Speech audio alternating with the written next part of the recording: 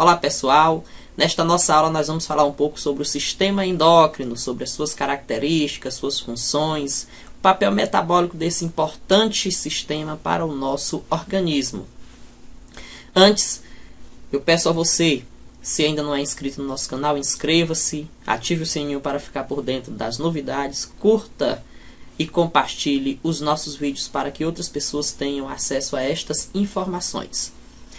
O sistema endócrino, conceitualmente, ele é formado pelo conjunto de glândulas que apresentam como atividade característica a produção e a secreção de substâncias denominadas como hormônios, e ele apresenta como função atuar no crescimento, promovendo o alongamento de ossos, estimulando a síntese de proteínas, desenvolvimento de massa muscular, estimula a produção de leite, através do estímulo das glândulas mamárias, regula o volume de urina, regula o desenvolvimento e o metabolismo geral do organismo, atua também no desenvolvimento e na manutenção dos caracteres sexuais secundários masculinos.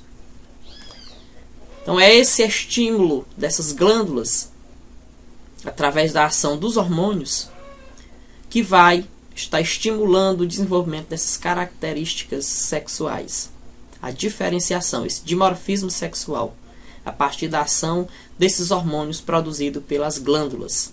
Nós temos esse mapa que traz uma distribuição dessa rede glandular pelo nosso organismo. Lembrando, quando nós falamos sobre sistema endócrino, nós estamos falando de glândulas que são de natureza endócrinas, aquelas que produzem a substância que será lançada na corrente sanguínea. Lembrando que quando a gente estuda glândulas, o aparelho glandular, o sistema glandular, a gente fala de glândulas endócrinas e glândulas exócrinas. Aqui na aula de sistema endócrino, nós nos reportamos especificamente a tratar sobre o sistema endócrino, sobre as glândulas endócrinas. Os órgãos que compõem o sistema endócrino são a hipófise, o hipotálamo, que são regiões do cérebro. A hipófise é uma glândula que fica na região do encéfalo e ela atua no estímulo da produção de hormônio da hipófise. É a partir do estímulo dela que vão ser desenvolvida a ação potencial das outras glândulas. O hipotálamo é a região do encéfalo que abriga a glândula hipófise, e a gente fala do eixo hipotalâmico hipofisário. A tireoide, a suprarrenal, pâncreas e as gônadas. As gônadas, quando nós nos reportamos a gônadas, nós estamos falando na mulher do ovário, no homem dos testículos.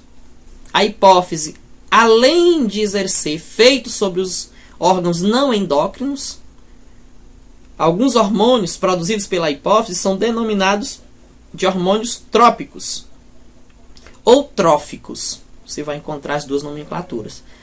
Porque eles vão atuar sobre glândulas endócrinas, comandando a secreção de outros hormônios. Então essa é a natureza da ação da hipófise.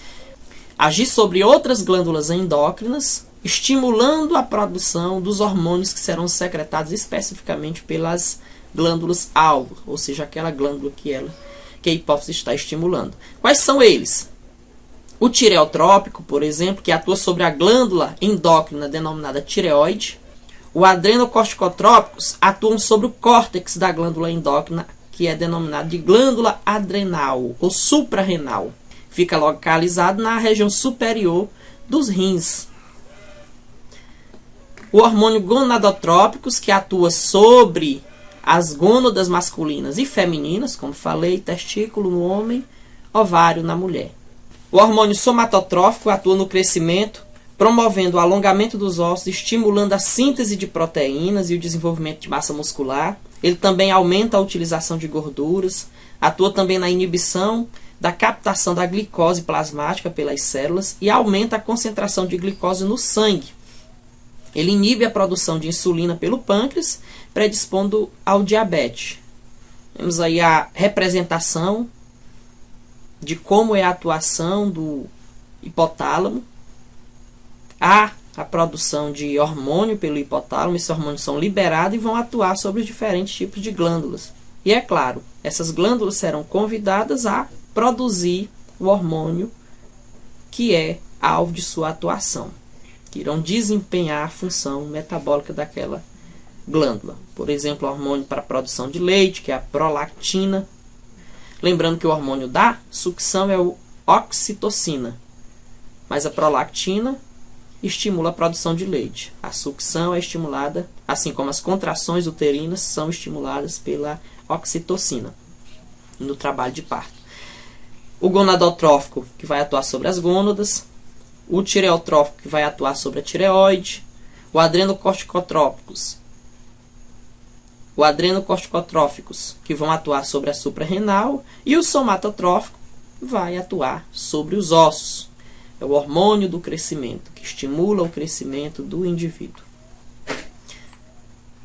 O antidiurético vai atuar na inibição da diurese, ou seja, impedindo que o indivíduo elimine tudo quanto é líquido, que é objeto da filtração. Ele vai atuar inibindo essa diurese. O sistema endócrino, ele é subordinado ao sistema nervoso. Isso é clássico. O sistema endócrino depende da ação do sistema nervoso. E o hipotálamo, ele passa a ser esse mediador das ações entre esses dois sistemas. Ele é conhecido por exercer controle sobre a hipófise por meio de conexões neurais e substâncias semelhantes, e também a hormônios chamados fatores de liberação, como, por exemplo, o hormônio gonadotrófico, que é o FSH, e o LH. Hormônio FSH, hormônio folículo estimulante. Hormônio LH, hormônio luteinizante. Ele atua sobre as gônadas, estimulando a liberação dos hormônios gonadais na corrente sanguínea. E aí, é claro, vão responder pela característica dos comportamentos sexual. O hormônio oxitocina estimula a contração da musculatura uterina durante o parto. E, é claro, também sobre a ejeção de leite, como a gente falou anteriormente. O ADH, que é o hormônio antidiurético, ele regula o volume de urina, sendo armazenado e secretado pela neurohipófise.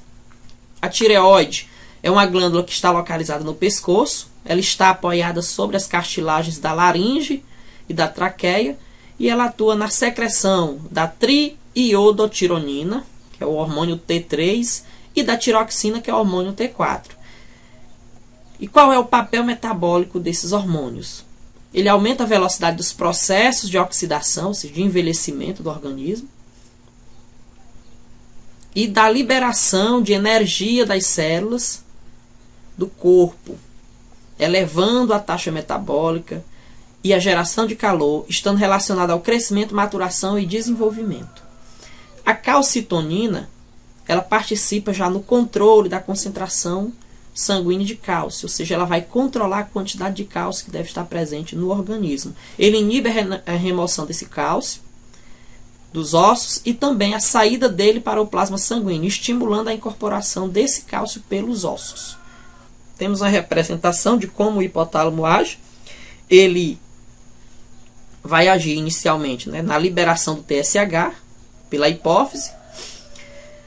Uma vez liberado esse hormônio TSH, ele vai atuar sobre glândulas como, por exemplo, a tireoide, estimulando a produção da tiroxina e da triiodotironina.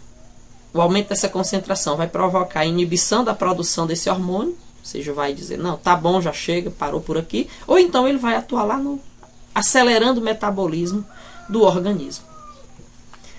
As glândulas adrenais ou as glândulas suprarrenais são glândulas que estão localizadas sobre os rins, divididas em duas partes independentes, formando aí a medula e o córtex. A unidade secretora de hormônios diferentes, elas comportam-se como duas glândulas. Estes que secretam os seguintes hormônios: cortisol, que estimula a conversão de proteínas e de gorduras em glicose; a aldosterona, que aumenta a reabsorção nos túbulos renais de água e de íons de sódio e cloreto, aumentando assim a pressão arterial. E uma vez que eu aumento a reabsorção desses íons e da água, vai aumentar a pressão interna na corrente sanguínea, né? Mais volume vai ser secretado, vai ser lançado na circulação sanguínea, aumentando aí a pressão arterial. Então, a relação da aldosterona com essa elevação da pressão arterial está aí. Os androgênicos, que atuam no desenvolvimento e maturação dos caracteres sexuais secundários masculinos, e a adrenalina, que promove o aumento da pressão arterial, aumenta também a frequência cardíaca e a frequência respiratória. Ele é considerado o hormônio de fuga, que o indivíduo produz em alta quantidade quando está em situação de tensão. Então, ele vai aumentar a circulação, a concentração de sangue nas áreas de músculo. Esse sangue vai fugir da periferia e concentrar-se nos músculos. Daí tem aquela frieza na barriga, daí tem o estímulo da dilatação de pupilas, porque quanto você precisa olhar melhor o ambiente, ter uma maior nitidez do ambiente para poder saber para onde fugir. Então tem toda essa característica. E o aumento da concentração de sangue nos músculos para poder oxigenar esses músculos para você ter força para sair dali na maior velocidade possível. Então esse é o hormônio da adrenalina. E essa sua forma de atuação no organismo, ele é o hormônio considerado hormônio da fuga. O pâncreas, ele é uma glândula também mista, ele apresenta regiões endócrinas e também regiões exócrinas ao mesmo tempo, e eles secretam os hormônios insulina e o glucagon. A insulina ele aumenta a captação de glicose pelas células, fazer com que a célula receba mais glicose, enquanto que o glucagon ele vai ter efeito antagônico, ele atua no metabolismo dessa glicose, impedindo que essa glicose entre naquela célula. Vai fazer um bloqueio, vamos assim dizer. A testosterona, ele promove o desenvolvimento e o crescimento dos testículos, além do desenvolvimento dos caracteres sexuais secundários masculinos. Ele aumenta o libido, aumenta a massa muscular e também é o hormônio da euforia, da agressividade, a característica máscula. Você vê aí, inclusive, nos animais selvagens, os masculinos sempre mais bruto, mais selvagem, justamente por conta da ação desse hormônio. A progesterona, por sua vez, ela atua na modificação orgânica da gravidez, preparação do útero para a aceitação do óvulo fertilizado, as mamas também são preparadas para a lactação, então ele vai atuar provocando aí uma série de modificações no organismo feminino. Ele é considerado o hormônio da gravidez, vai preparar o organismo para a recepção do feto e para a manutenção da gravidez. Ao passo que os estrogênios eles vão promover o desenvolvimento dos caracteres sexuais femininos e também da parede uterina. Vai fazer as modificações do endométrio. Estimula o crescimento e a calcificação óssea, inibe a remoção dos íons do osso e protege contra a osteoporose. Também protege contra a aterosclerose, que é a deposição de placas de gorduras nas artérias. Então, eles são hormônios, estrogênio e progesterona são hormônios presentes no corpo feminino, que vão ter importante atuação nesse processo de maturação do organismo. A progesterona prepara a mulher para a gravidez, é um hormônio que aumenta a sensibilidade, é um hormônio que durante a gravidez ele vai estar em alta, daí estimulando a mulher a uma maior sensibilidade, chora também com facilidade. Também lá no período da menstruação a mulher vai estar mais sensível, justamente porque esse hormônio está em uma taxa elevada. O estrogênio, por sua vez, ele tem também a sua reação e vai estar em baixa no período da gravidez. Ele é o hormônio da sedução. Ele vai estimular a mulher a reconhecer ali o seu parceiro e aí em busca da reprodução, não é isso? Os seres humanos, assim como os demais seres vivos, estão no ambiente com aquela finalidade: crescer, desenvolver, reproduzir, morrer. Alguns reproduzem de mais, outros de menos, mas enfim, e outros de jeito nenhum. Mas enfim, esse é o ciclo natural da vida. Não quer dizer que todo mundo vá obedecer esse ciclo natural. Mas, de uma maneira geral, esse é o sentido natural da espécie. O segmento natural da espécie é assim. Então, esses hormônios eles estão para contribuir com essa parcela. O homem, a testosterona está lá. no máximo, né, no grau máximo. Então toda hora, todo tempo está no ponto, está pronto para o ataque. Já a mulher não, ela tem fases, tem períodos de fertilidade, justamente porque ela tem essa preparação do organismo para o processo reprodutivo. Então nós temos essa variação desses hormônios no organismo. Um caso também interessante no estrogênio é que quando há o envelhecimento do organismo, a maturação do organismo e o processo de senilidade, esse hormônio ele tende a decair no organismo. Quem vai predominar? Progesterona. Então, se o hormônio estrogênio, se a mulher não está mais em seu estágio fértil, esse hormônio está em baixa, e um papel importante que ele desempenha, que é justamente estimular a calcificação no organismo, ou seja, a retenção de cálcio nos ossos, essa função vai consequentemente sendo perdida. E se ela é perdida, o que vai acontecer? O osso vai se fragilizando, aumentando a predisposição à osteoporose. Então, a relação, por outro lado, aumenta o grau de sensibilidade no período da menopausa, e isso responde por uma outra situação, que até para as mulheres um tanto constrangedora, né? Aumenta a sensibilidade, o risco de depressão nessa fase, justamente por conta da diminuição de estrogênio e elevação da progesterona, que é um hormônio que vai predominar, atuando aí no aumento do grau de sensibilidade da mulher. Então ela vai estar bem mais sensível, então precisa ter muito cuidado com o que diz, com o que fala, tem que ter observação constante, e as pessoas precisam ter um mínimo de conhecimento a respeito desse tipo de comportamento fisiológico para poder compreender. Os profissionais de saúde precisam ter também esse olhar criterioso para poder saber avaliar a situação de cada pessoa. E é claro, o risco de entrar no quadro depressivo, ele está aumentado, mas não só em razão da progesterona. Nós sabemos que tem diversos fatores externos e internos que podem contribuir com isso. Esse é um deles, um fator fisiológico que, infelizmente, pode estimular isso, já que nós temos aí o estresse do organismo exposto constantemente a um tipo predominante de substância. Temos a representação esquemática do testículo, mostrando aí as suas estruturas internas, os ductos eferente, epidídimo, os lóbulos, septos, túnica albumínea, que são estruturas que constituem ele. O ovário. O aspecto fisiológico do sistema endócrino. Os órgãos vão produzir um estímulo que chega à hipófise. Essa ação da hipófise, que está localizada lá no hipotálamo, vai fazer com que sejam produzidos hormônios que vão atuar sobre o órgão-alvo, ou seja, aquele órgão que necessita realizar uma ação. Quando nós falamos do órgão que é estimulado, pode ser a visão, o paladar, a pele, um contato através da pele, a audição, enfim. Alguns desses órgãos podem sofrer um estímulo. O estímulo visual, por exemplo, vai levar a hipófise a produzir o hormônio que vai atuar sobre um órgão-alvo. Consequentemente, existe a produção do hormônio. A secreção de hormônios que serão lançados na circulação sanguínea e vão atuar em parte do organismo, controlando, auxiliando em determinadas funções que precisam ser desempenhadas.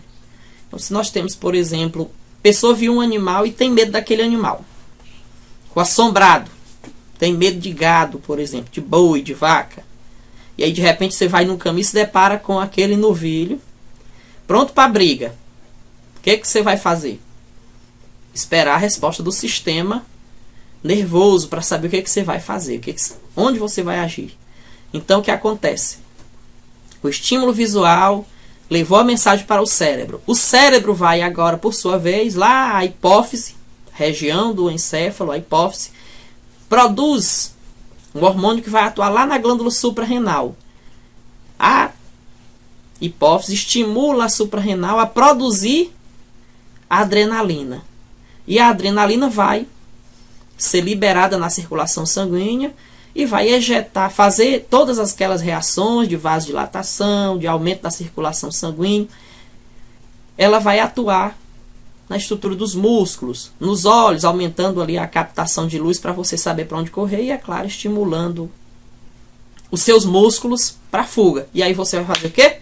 Como o ditado nordestino, vai capar o gato, correr, fugir da cena. Então nós tivemos aí uma reação, um estímulo fisiológico da ação do sistema endócrino, esse comportamento, um órgão estimulado que vai atuar na hipófise, a hipófise produz o hormônio, esse hormônio vai estimular uma glândula, a glândula vai produzir o seu hormônio específico que vai direcionar a ação para um órgão potencial que precisa agir, que precisa entrar em cena.